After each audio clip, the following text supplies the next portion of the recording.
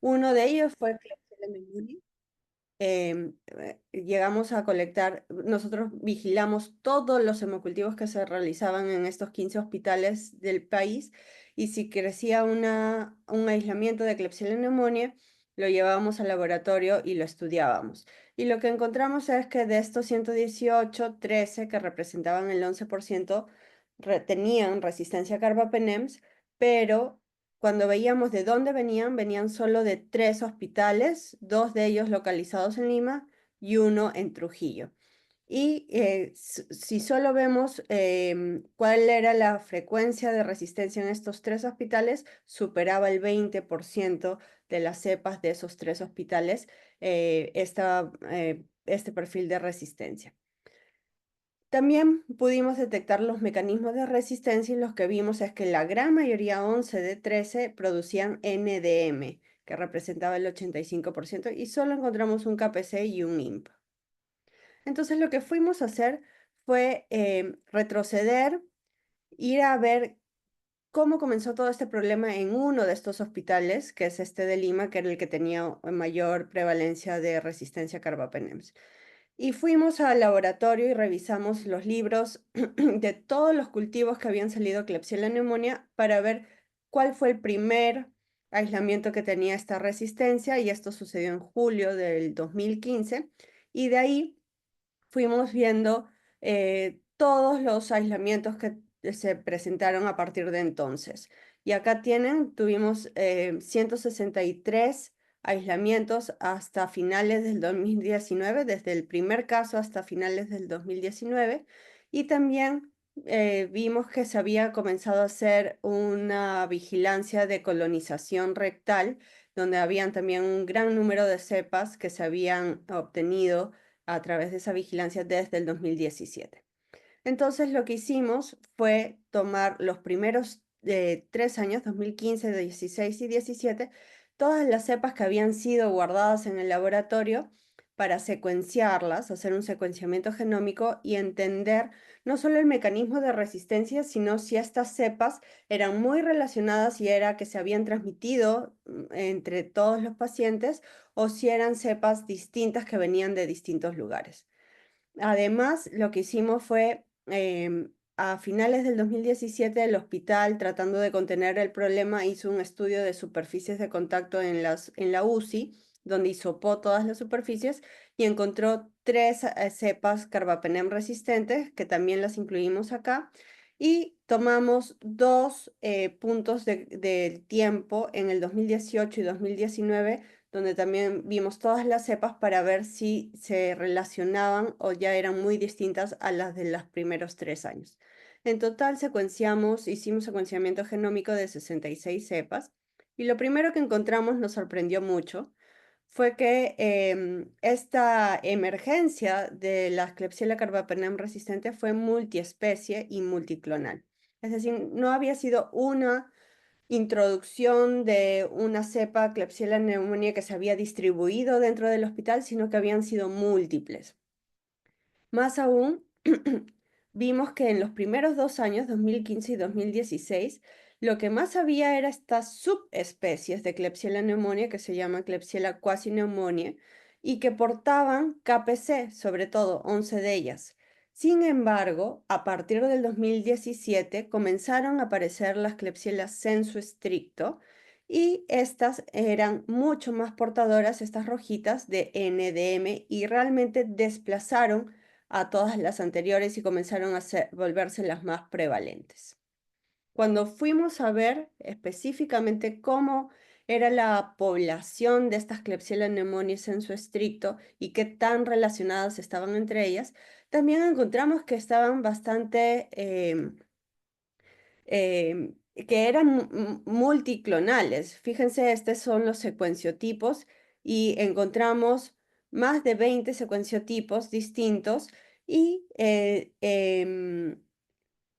todos ellos en realidad portaban, muchos de ellos, la carbapenemasa NDM. Lo que también encontramos fue 6 agrupamientos que nosotros delimitamos por cuán relacionados estaban cada una de estas secuencias.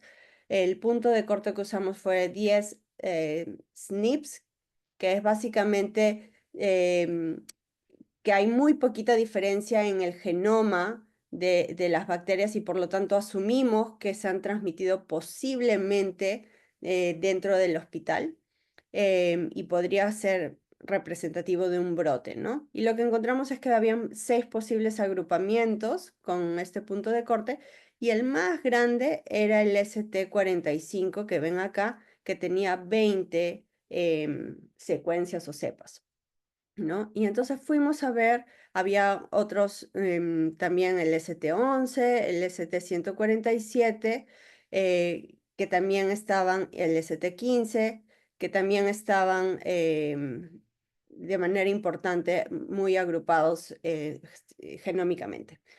Y cuando fuimos a ver esta linaje o clona ST45 y ver epidemiológicamente de dónde venían, lo que encontramos es que habían estado, provenían de pacientes que habían estado en el hospital en distintos servicios, desde emergencia, UCI, que es todo esto amarillo, y las salas de hospitalización de medicina. Y fíjense cómo aparecieron en el 2017, en septiembre de 2017, la mayoría se concentró entre septiembre y diciembre de 2017, pero algunas de estos clones o linajes se mantuvieron hasta el 2018-2019 y mantenían cierta relación cercana, algunos de ellos, pero no todos. Otra cosa importante que pudimos evaluar acá fue que este paciente 129 que estaba en UCI estaba muy cercanamente ligado a múltiples de los otros pacientes en cuanto a la similitud en el genoma, y también que estas 3 cepas que les mencioné que se encontraron en las superficies de las UCIs tenían una relación muy cercana, fíjense, incluso 3 SNPs, muy cercana con varios de los otros, de las otras secuencias. Entonces, este cuadro nos indica que probablemente el paciente 129 podría haber sido un super spreader, alguien que fue el foco, o también podría ser que las superficies de la UCI actuaron también como facilitadores de la diseminación de esta clona.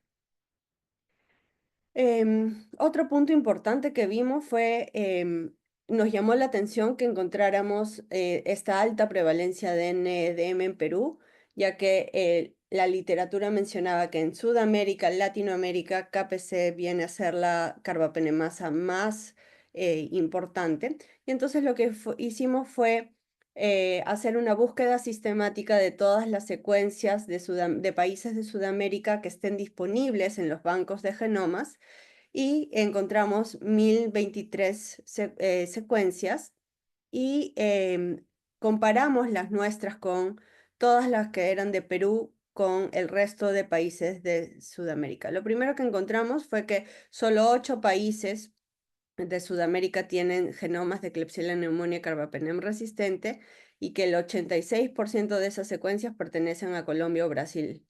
El resto de países tenemos muy poquita representación en estos bancos de genomas. Lo otro que nos llamó muchísimo la atención fue que en este anillo externo, como ven, están los países, pero en el interno están las carbapenemasas. Y fíjense cómo en verde, que es KPC, hay una gran predominancia de las KPC en Sudamérica. Sin embargo, cuando vemos el rojo que vienen a ser las NDM y vemos qué país está al costadito, el rojo es Perú. Perú aporta un buen número de las NDM que están presentes en Sudamérica. Y acá están los secuenciotipos, acá está nuestro famoso ST45 y ST147, acá hay otro ST348 que no encontramos en nuestro estudio, pero sí en las secuencias disponibles públicamente. Entonces, este es un hallazgo muy importante porque muestra cómo Perú se está distinguiendo de otros países de Sudamérica en el tema de Klebsiella pneumoniae carbapenem resistente. llama mucho la atención que a nivel de Sudamérica hay una gran predominancia de los clones o linajes que ya son conocidos como de alto riesgo, como ST11, ST258, pero cuando vemos a Perú, Perú básicamente tiene estos clonas que son portadoras de NDM, ST45 siendo la más prevalente. También tiene un poco de ST11, ST147 y ST348, que vienen a ser casi exclusivos de Perú, ¿no? Entonces, esto también coincide con una publicación que se hizo hace unos años del Instituto Nacional de Salud de Perú, en donde ellos revisaron todas las bacterias gram negativas resistentes a carbapenems que eran referidas a su laboratorio, qué tipo de carbapenemasa tenían, y ellos también encontraron que NDM en Klebsiella era la más prevalente. ¿Qué implicancia tiene esto? La implicancia clínica es importantísima. Justo se han actualizado dos guías de tratamiento y el tema es que estas bacterias carbapenem resistentes son de muy difícil tratamiento. Recuerden, ya son resistentes a las drogas que solían ser de última línea. Entonces, se han desarrollado nuevos antibióticos para tratar estas infecciones, que son las que están acá, pero hay dos limitaciones. La primera es que no todos los antibióticos son activos contra todos los tipos de carbapenemasa. Y fíjense cómo la carbapenemasa B o NDM, metalobeta-lactamasa, tiene muy poquitas opciones a comparación de las otras. Y el otro tema es que en Perú no contamos con todos estos antibióticos, contamos solo con los que están acá en amarillo. Entonces, cuando hablamos de Klebsiella pneumoniae, que más del 60%, en algunos reportes, en nuestro caso fue 80%, son NDM, las opciones que tenemos en realidad son limitadísimas, ¿no? No tenemos efiderocol, no tenemos erabaciclina, entonces nos queda solo esta de acá que es muy costosa y a la que pocos pacientes pueden acceder. Perdón.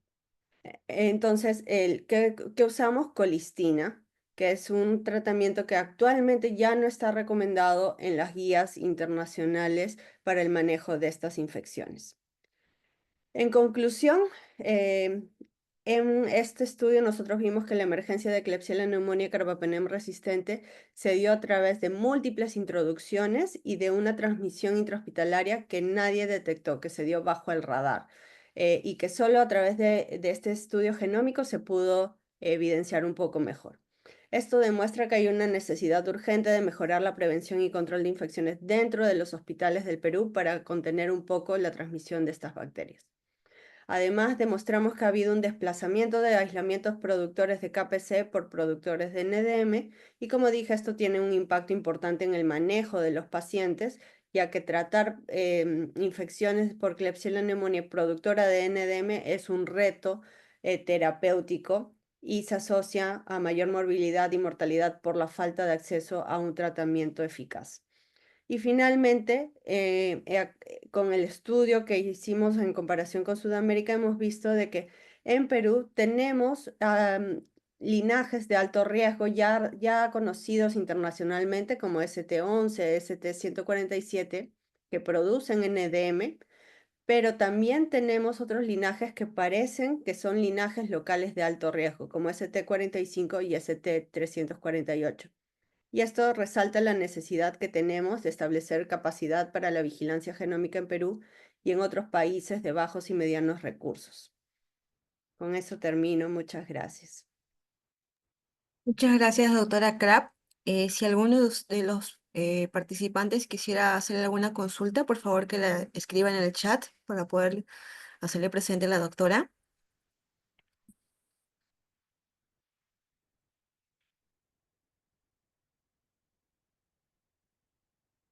Parece que no.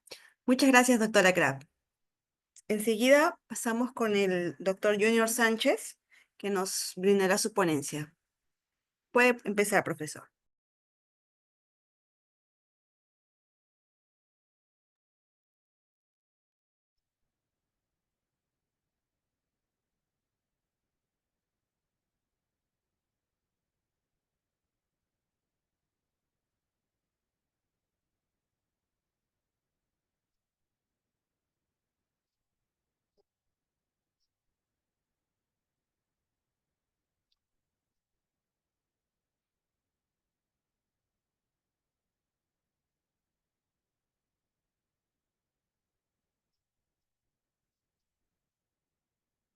Bueno, tengan todos muy buenas tardes. Quien les habla, el profesor, docente e investigador Junior Sánchez Broncano.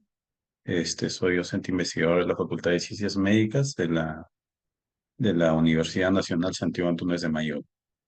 En esta oportunidad les voy a presentar la investigación desarrollada con un equipo multidisciplinario denominado Prevalencia y Factores Asociados al Síndrome de Burnout en Profesionales de la Salud Peruanos antes de la pandemia de COVID-19, una revisión sistemática. Entonces, este es el contenido del trabajo: introducción, método, resultado, discusión, conclusiones y también para exponer la fuente de financiamiento. Bueno, cuando hablamos de síndrome de Burnout, estamos hablando de un trastorno, un problema grave de salud pública que básicamente se enfoca en los profesionales sanitarios o los profesionales de la salud, aquellos que tienen contacto con personas enfermas, pacientes, o aquellos, sobre todo, aquellos que están expuestos cotidianamente a manejar casos complicados o pacientes con riesgo de muerte. Este síndrome de burnout es una consecuencia o una secuencia de un estrés ocupacional crónico que teóricamente ha sido muy estudiado por investigadores y tiene tres dimensiones básicamente. Dentro de ellas está el cansancio emocional, la despersonalización y la baja realización personal. Estas teorías fueron planteadas por Maslow, quienes, quienes han elaborado también un inventario del burnout de Maslow, que es uno de los más aceptados y que también en esta ocasión, en esta investigación, pues se ha tenido en cuenta como un criterio de inclusión. Saber que en realidad este problema de salud mental tiene una prevalencia en enfermeras del 30% a nivel mundial y en médicos de un 67%, según estadísticas, según reportes últimos, y lo cual nos revela o nos refleja que definitivamente este es un problema que se necesita ser atendido en todas las organizaciones relacionadas al ámbito sanitario. En Perú se ha estimado que una prevalencia en enfermeras y médicos de este problema de 3,7 y 2,1% respectivamente.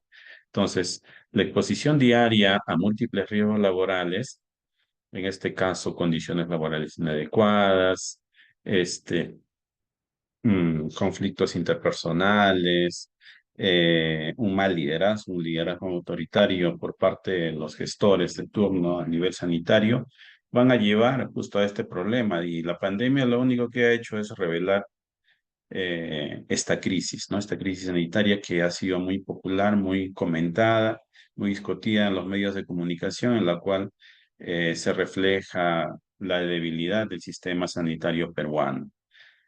Sin embargo, en esta investigación se centra al estudio del síndrome de burnout, los estudios que ya han sido realizados, pero antes de la pandemia. También mencionar las consecuencias negativas del síndrome de burnout.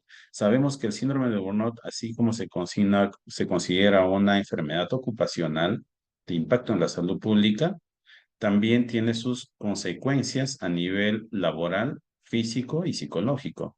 Entonces, ¿qué quiere decir? Que definitivamente las personas o los profesionales de la salud que padecen este trastorno, al pasar, al transcurso del tiempo y no prestar atención a las principales manifestaciones de estrés ocupacional crónico, van a empezar a manifestar cefalea, migrañas, dolores musculares, hipertensión, trastornos gastrointestinales, urticaria, asma, taquicardia, fatiga crónica. Del mismo modo, también otras manifestaciones laborales, ya producto de la presencia de este trastorno, como deterioro en la calidad del trabajo, alta rotación personal, disminución de la eficacia, eficiencia, conflictos entre miembros de la organización, ausentismo recurrente por enfermedades físicas, a lo que, a lo que perjudica definitivamente a las organizaciones públicas, pues genera mayor gasto público, ¿no? Ya que estas personas van a tener un bajo rendimiento laboral, eso va a disminuir la calidad de atención en los servicios de salud y obviamente no vamos a dar una buena oportunidad de atención a los pacientes. Por tanto, el impacto laboral va a tener consecuencias también negativas sobre el plano económico, ah, en el entorno del Estado, ¿no? Los recursos públicos.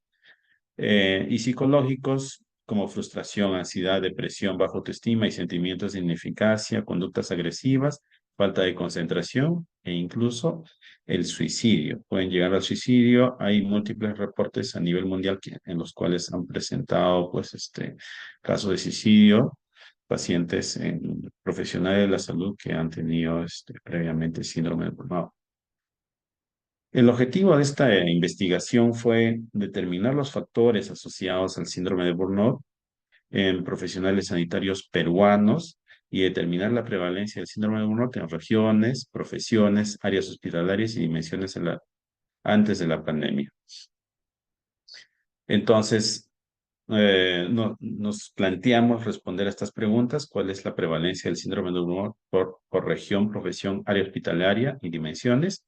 Y también qué factores sociodemográficos, individuales, intra y extralaborales se asocian a un mayor riesgo de síndrome de burnout en profesionales de salud de los hospitales del Ministerio de Salud, el MINSA, o, bueno, y e-salud.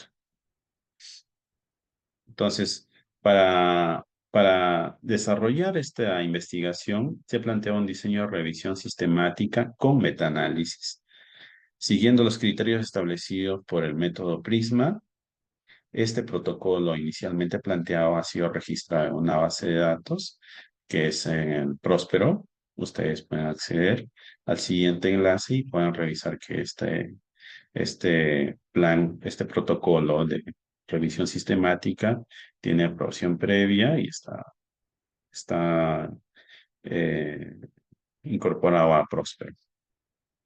Entonces, los criterios de elegibilidad, básicamente aquí se planteó responder a la pregunta investigación para una revisión sistemática. Se aplicó la nomenclatura PO de población, exposición y resultados.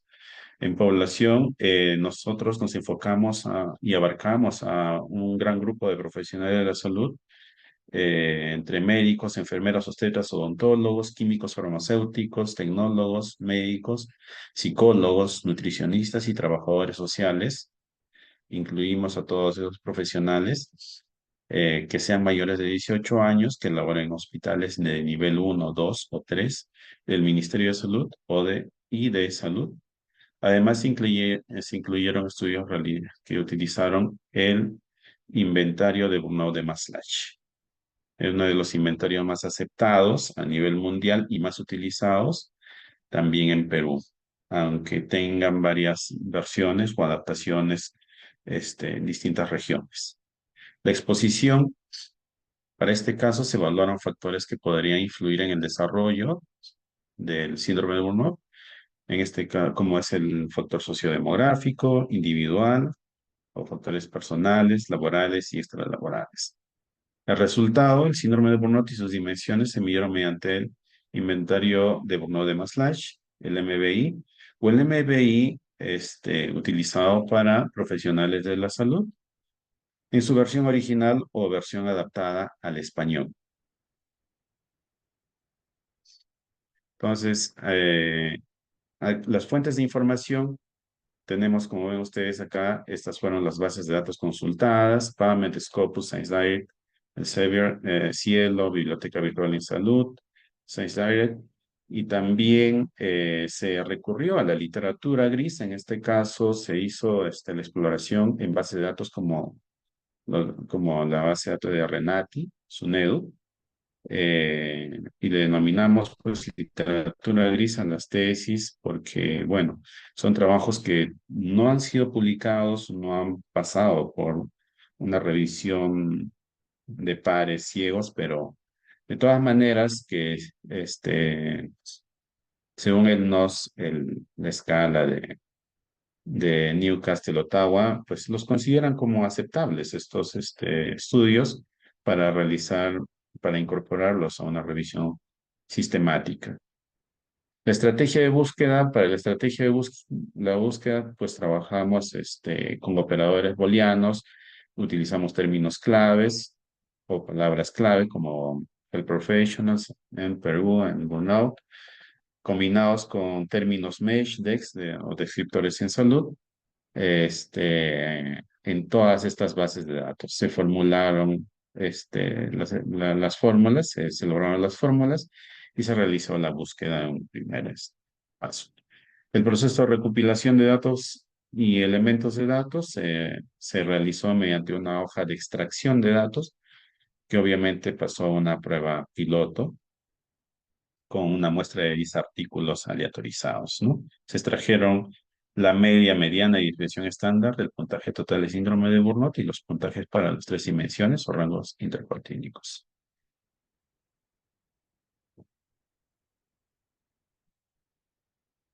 Eh, la evaluación del riesgo de sesgo del estudio, para este caso, pues tenemos la escala de Newcastle-Ottawa, adaptada para estudios transversales. En este caso, el riesgo de sesgo fue evaluado por los investigadores de forma independiente.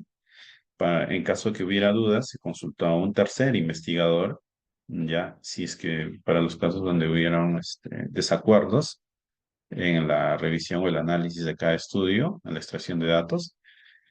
Eh, Se utilizaron criterios como comparabilidad de los resultados.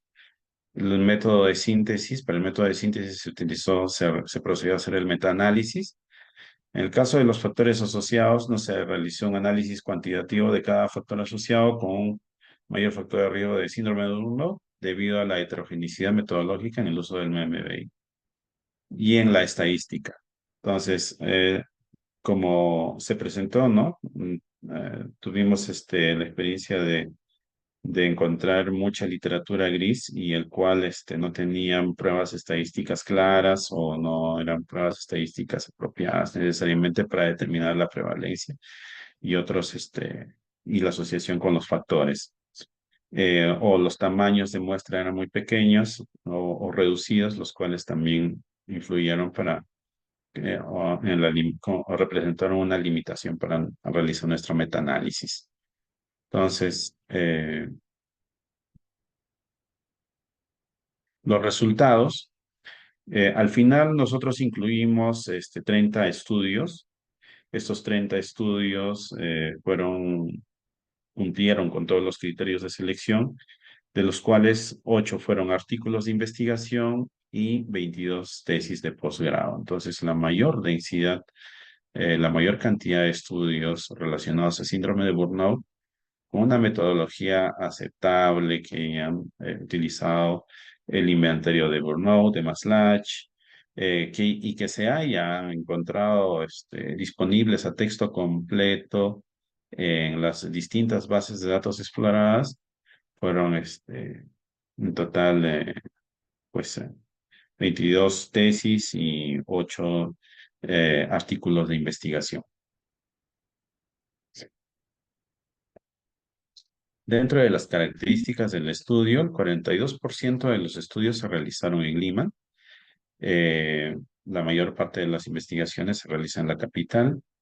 En nuestra región solamente se encontraron 3 investigaciones, representando el 10% de toda la muestra. Todos los estudios utilizaron el Maslach Burnout Inventory, el MBI. El 39.4% de los estudios incluyeron solamente enfermeras, que fue la mayoría. Luego, en segundo lugar, las investigaciones estudiaron distintos grupos ocupacionales, entre ellos obstetras, tecnólogos médicos, psicólogos, y una pequeña proporción incluyeron a médicos, ¿no? La mediana de edad para los profesionales incluidos en todos estos estudios fue de 39.2 años. Con respecto al riesgo de sexo riesgo de sesgo en los estudios, se podría decir que según la escala de Newcastle-Ottawa, pues obtuvieron un nivel adecuado, un 96.7% de los estudios incluidos. los cuales representaron a 29 estudios que cumplieron en realidad con un nivel adecuado, aceptado. Los niveles inadecuados lo representaron solamente 5, el resto de investigaciones, la diferencia, que pero sin embargo fueron aceptables para realizar eh, para ser incluidos en la revisión sistemática. Eh, con respecto al metaanálisis, se logró determinar una prevalencia general del síndrome de Burnout de un 25%. Esto en, eh, esto en cuatro estudios que tuvieron muestras representativas grandes y a nivel general, ¿no? Para tener una prevalencia general de distintos países. En una prevalencia de nivel leve del 27%, del burnout del moderado del 48% y severo del 17%. También se encontró que las dimensiones de realización profesional, de personal y despersonalización tenían mayor prevalencia en niveles severos en comparación con el agotamiento emocional. Entonces ahí podemos ver que una prevalencia general del síndrome de Burnout en profesionales de salud en Perú fue del 25%. Con respecto a los factores laborales, se encontró un ambiente laboral regular o desfavorable, entre ellos las condiciones físicas inadecuadas, políticas, administrativas inadecuadas, falta de reconocimiento del desempeño, una conducta grupal disfuncional, una satisfacción laboral media y baja, lo cual tiene mucho que ver con la remuneración. Uno de los factores frecuentes y más destacados es la remuneración, el bajo reconocimiento también y la excesiva carga laboral que lleva cada uno de los profesionales. Los factores sociodemográficos se presentó en menores de 40 años y mayores de 59 años, independientemente del sexo o la profesión, ¿no? El factor individual que encontramos fue la competencia laboral, tratamiento farmacológico y los factores extralaborales, pues la migración laboral, el estrés familiar, la carga familiar. Entonces, muchos de los profesionales de la salud influye el entorno familiar sobre el bienestar psicológico. La prevalencia dicotómica, antes de la pandemia también informaron una alta prevalencia. Hay estudios que ya previos al metaanálisis y revisiones sistemáticas antes de la pandemia también tienen reportes similares a los nuestros. También esas investigaciones han tenido una dificultad que es la heterogeneidad, tanto en las metodologías planteadas, también como en las modificaciones del Maslach Burnout Inventory, el MBI, que es este cuestionario que se ha aplicado, ya que a veces se han eliminado algunos ítems o se han cambiado de expresión también algunos ítems. Para este caso, nuestro estudio incluyó tesis y artículos.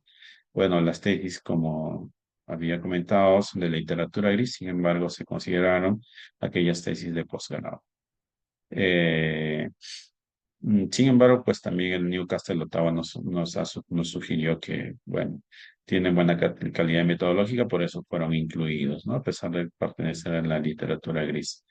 Definitivamente, si hacemos una comparación del entorno antes de prepandemia y pospandemia, podemos proyectarnos a que este síndrome se pudo haber agravado con la aparición de la pandemia.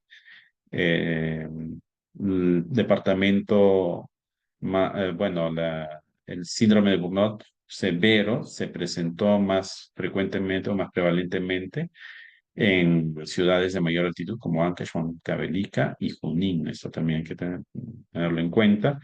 Un reporte similar también se hizo en Bolivia, que reportó una prevalencia similar al 34%. Los factores Dentro de los factores asociados al síndrome de burnout, se puede comentar que la etiología del síndrome de burnout como resultado de la interacción entre el profesional de la salud y su contexto laboral, lo que refuerza la idea de que el síndrome de burnout debe considerarse como una enfermedad ocupacional. En realidad, este no es aún considerado como tal, pero debería de ser incluido y las políticas de salud deberían de proteger al profesional de la salud que está expuesto a altos niveles de estrés laboral. Este estudio proporciona evidencia crucial para promover la legislación que proteja la salud ocupacional y mental de los profesionales de la salud en el Perú. Justamente con una de las investigadoras, la investigadora responsable del equipo, estamos planteando elevar un proyecto de ley para que se reconozca esta enfermedad como una enfermedad ocupacional y que pueda tener como tal una licencia, ¿no? Una licencia como se va a ver, un descanso médico en aquellos profesionales que tengan ya grados severos. Las limitaciones y fortalezas.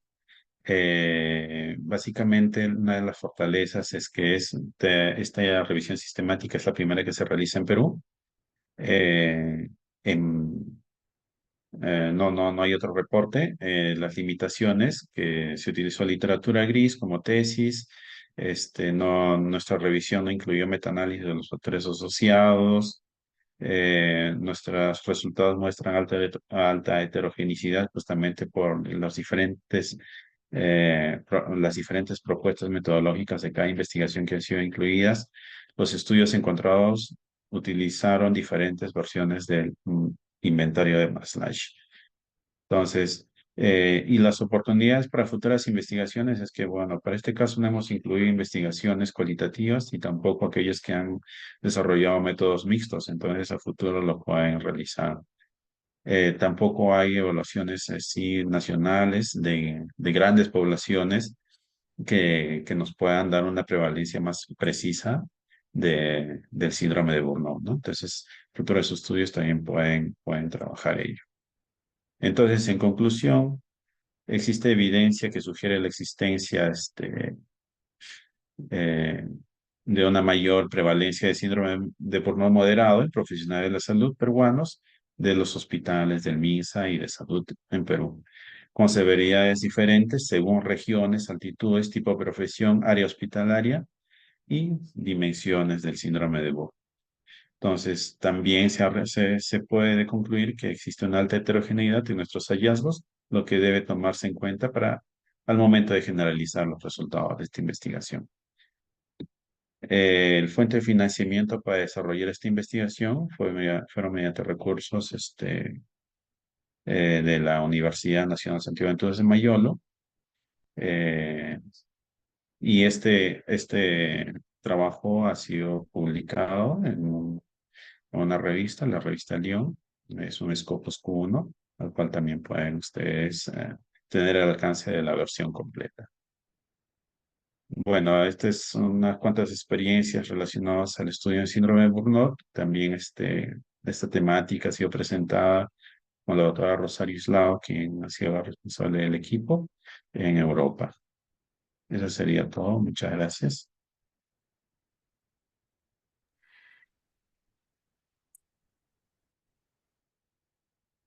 Muchas gracias, profesor Sánchez.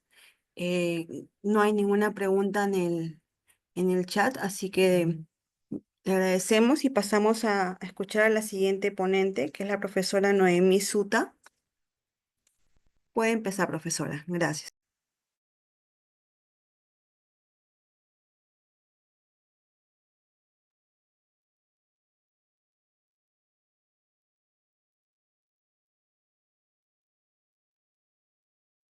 Podría dejarme presentar para poder proyectar. Disculpe.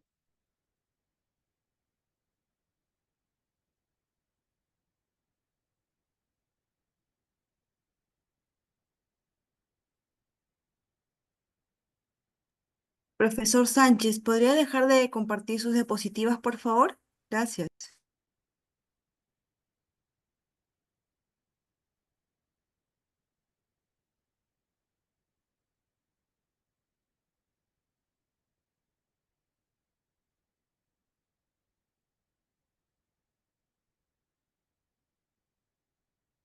¿Me indican si se ve?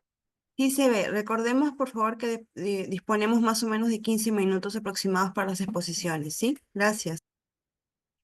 Muy buenas noches con todo. Yo soy la doctora Noemí Suta Arriola de la Universidad Nacional del Callao y voy a presentar el trabajo que se hizo en el 2022-23, que es actividad antibiofil del aceite esencial de Mintostachys mollis, la muña, frente a Escherichia coli uropatógena aislado de orina de gestantes en un hospital materno infantil.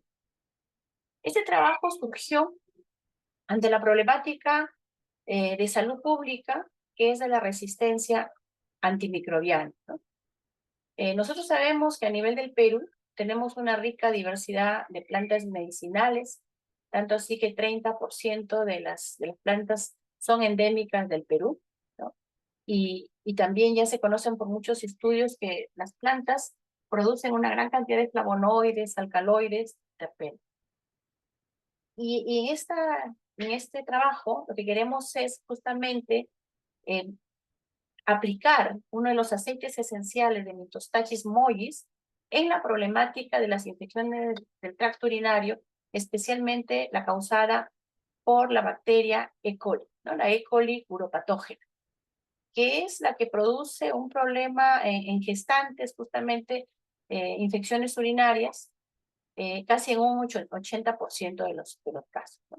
Entonces, en esta búsqueda de nuevos compuestos bioactivos surge este trabajo de investigación y se aisló directamente de cepas de E. coli que los aislamos de la orina de los gestantes, ¿no? Entonces, ¿por qué? Porque la situ, recordemos que es un problema de salud pública que produce cistitis en las gestantes, ¿no? Y puede por ahí llegar a una pielonefritis, ¿no? O quizás hay un parto prematuro. Las E. coli uropatógenas tienen muchos factores de virulencia, ¿no? Que pueden evadir las defensas del huésped y provocar muchas respuestas inmunitarias. Pero lo importante de estas E. coli es que muchas de estas E. coli tienen formación de biopelículas.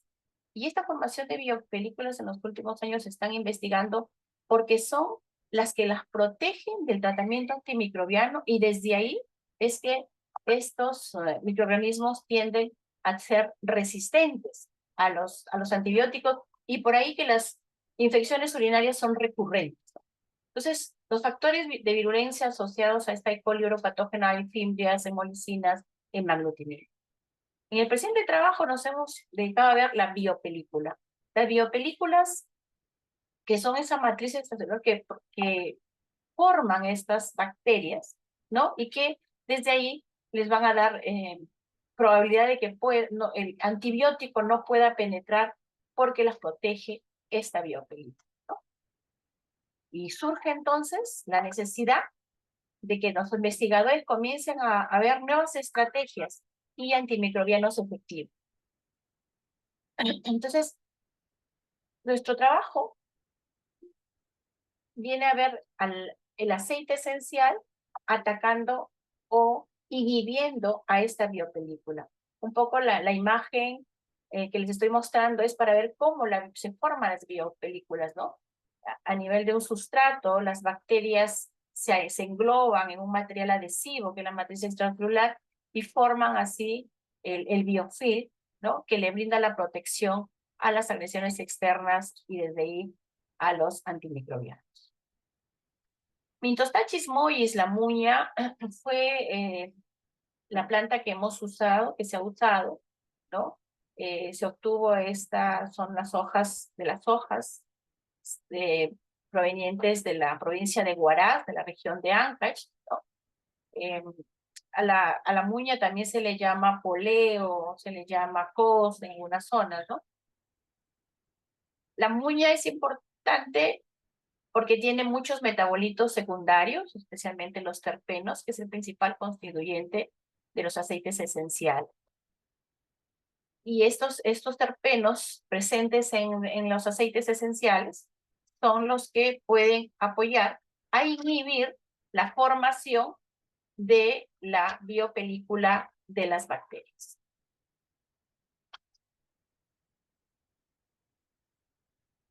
Los objetivos de la presente investigación fueron evaluar la actividad antibiofil del aceite esencial de Mintostachys mollis frente a Escherichia coli aisladas de orina de gestantes.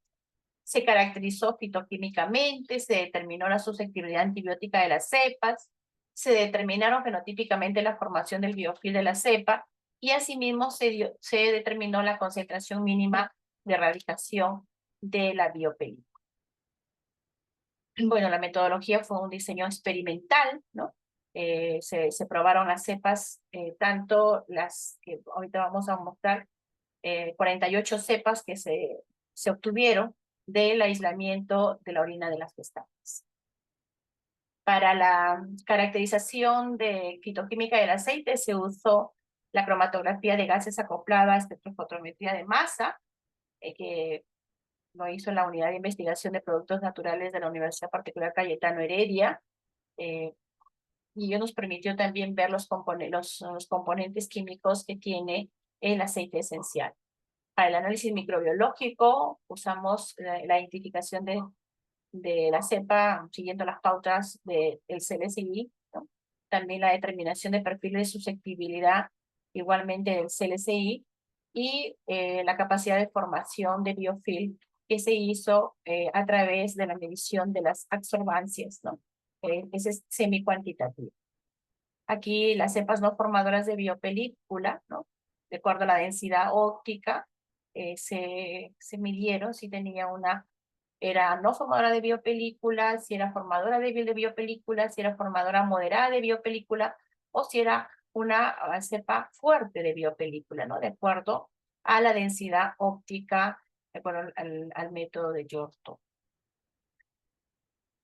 Para la concentración mínima inhibitoria de formación de biofilm o de biopelícula, se usó la microdilución de microtubos. Aquí tenemos la bandeja que se usó y tenemos, aquí usamos un control de esterilidad, un control de resascurina, ¿no? Y las concentraciones que hemos trabajado a partir de 200 por 2.400 microlitros se comenzaron a hacer las diluciones hasta llegar a la dilución de 0.31.25, que son las diluciones que hemos puesto a prueba en la concentración del aceite. Los resultados. Como les decía, nosotros este aceite esencial fue llevada a la muestra una vez extraído a hacer una cromatografía de gases y se encontró como componente abundante a la mentona y a la pulejona, que son los compuestos activos más abundantes encontrados en este aceite esencial, ¿no? Tenemos de mentona 26.51 y de la pulejona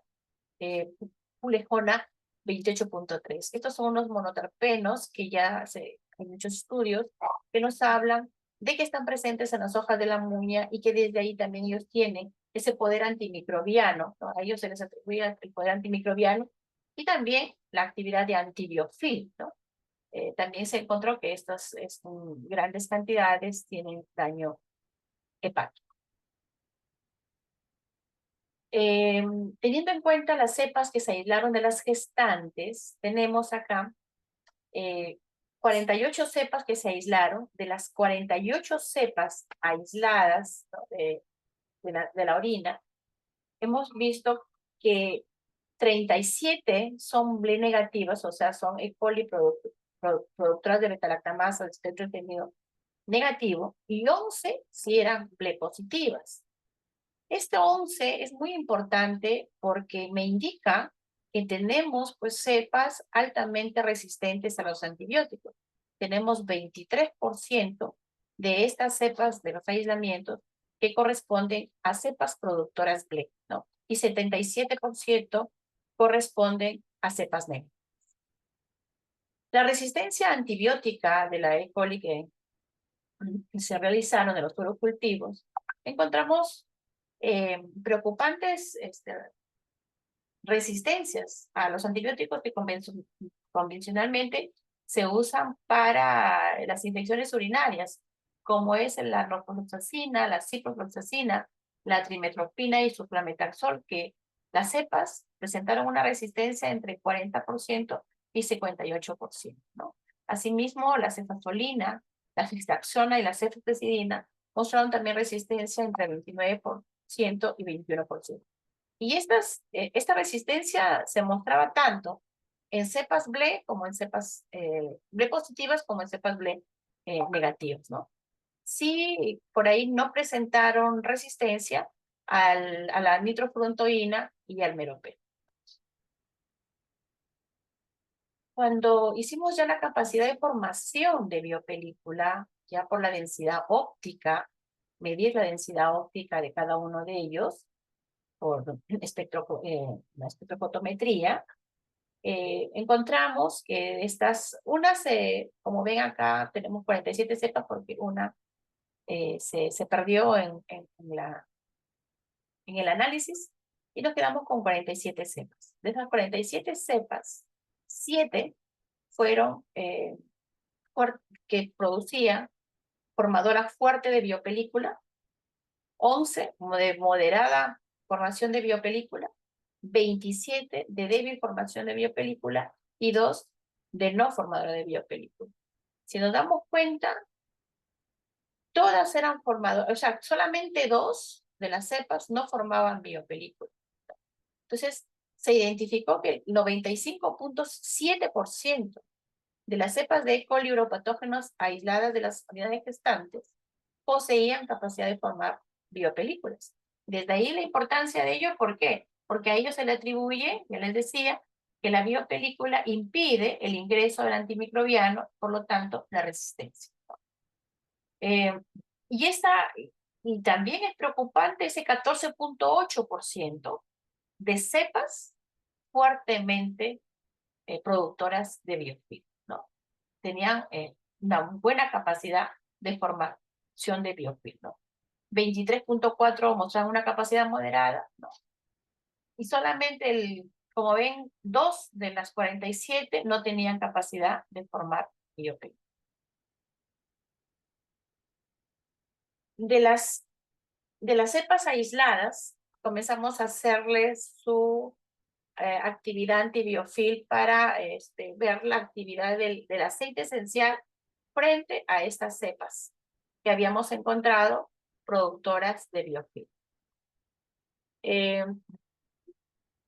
Como ya habíamos visto la dilución del aceite y comenzamos a hacer la concentración mínima inhibitoria, ¿no? En la concentración mínima de erradicación de biopelícula se encontró que tenían menores a 1.25 microlitros contra la biopelícula de E. coli uropatógeno. Y acá es importante mencionar que las cepas identificadas como positivas para BLE, resistentes, que eran la cepa 187, la 201 y la 109, son las BLE, tienen una mayor concentración mínima de antibiofilm, ¿no? Lo que sugiere que pueden ser más difíciles de erradicar. O sea, tienen una mayor concentración mínima de antibiofilm. Entonces, eso me indica que son más difíciles de erradicar porque tienen una mayor cantidad de biofilm, ¿no? Las cepas negativas para BLE en su mayoría requieren concentraciones menores, ¿no? 0.3, por ahí requerían nada más, y en algunos, valga también la aclaración, en algunos todavía teníamos que hacer muchas más diluciones para poder llegar a la concentración mínima inhibitoria. Lo que sugiere que entonces tener BLE negativo son más susceptibles al tratamiento con el aceite de muña, a diferencia que las BLE positivas, que como ven, si bien es cierto, si tiene una concentración mínima inhibitoria importante, 1.25, pero es mucho mayor que las BLE negativas. Entonces acá un poco lo que estábamos viendo, aquí está el link que se hizo para sacar la concentración mínima.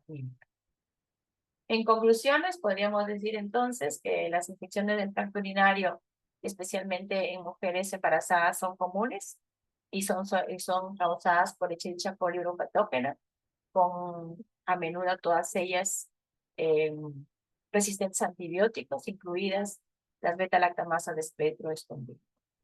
Las cepas de E. coli mostraron resistencia a antibióticos como la norfloxacina, la ciprofloxacina, la trimetoprim, lo que sugiere necesidad de reevaluar también opciones de tratamiento empírico. El análisis químico del aceite esencial por cromatografía de gases detecta la presencia de terpenoides como la pulegona y la mentona, que a ellos se le atribuye este efecto inhibidor sobre la formación de biopelículas. La capacidad de formar biopelículas es un rasgo distintivo de estas cepas de E. coli uropatógenas entonces. Y estas biopelículas son las que entonces, para poder un poco por ahí inferir, son las que nos van a dificultar el tratamiento con los antibióticos. El aceite esencial de muña, podríamos decir en la evaluación, que tiene una buena actividad antibiofil, con una concentración mínima de erradicación de biopelículas menor a 1.25 microlitros por mililitro, contra biopelículas de E. coli uropatógena. Se recomienda ya quizás llevarlo a un nivel más genético para poder por ahí aislar los genes que producen estos biofilms a nivel de la bacteria, ¿no? Igualmente, se recomienda la vigilancia de la resistencia antimicrobiana y la formación de biopelículas para guiar el uso adecuado de antibióticos en el tratamiento de ellos. Se debe también considerar la personalización de enfoques terapéuticos, dado que ya, como han visto en el estudio, hay mucha formación de biopelícula de las E. coli uropatógenas, ¿no? Y como ya les había mencionado, hacer su perfil genético de las cepas para poder ahí seguir estudiando y mejorar la eficacia del tratamiento y controlar esta resistencia antibiótica de la E. coli. Con este estudio tenemos que pues, los aceites esenciales son prometedores, tienen por ahí un efecto prometedor como antibacterianos y antibióticos, ¿no? Se debe continuar investigando esa relación entre la composición química de los aceites esenciales y la actividad antimicrobiana para desarrollar terapias alternativas mucho más efectivas. Asimismo, la resistencia a los carbapenes como imipenem y meropenem es baja en estas cepas. Es importante que no se encontró una alta resistencia, era muy baja para estos carbapenem de E. coli, ¿no? Lo que sugiere que estos antibióticos pueden seguir siendo opciones efectivas en el tratamiento en casos de ITU resistentes a otros antibióticos, como ya hemos visto a la ciprofloxacina, a la norfloxacina.